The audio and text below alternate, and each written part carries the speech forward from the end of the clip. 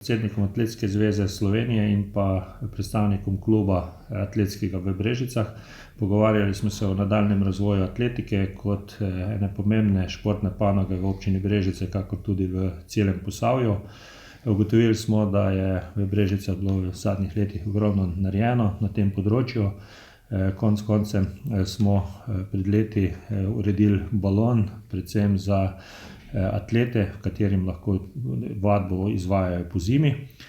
Problem pa je, kajti dejansko naš atletski stadion je v tem trenutku v slabem stanju, zato smo jih tudi obvestili, da imamo že pripravljeno gradbeno dovoljenje za obnovo atletskega stadiona, katerega smo predlagali v proračunu, da se bo začelo že v letošnjem letu in bi bilo do spomladi narejena prva faza obnove.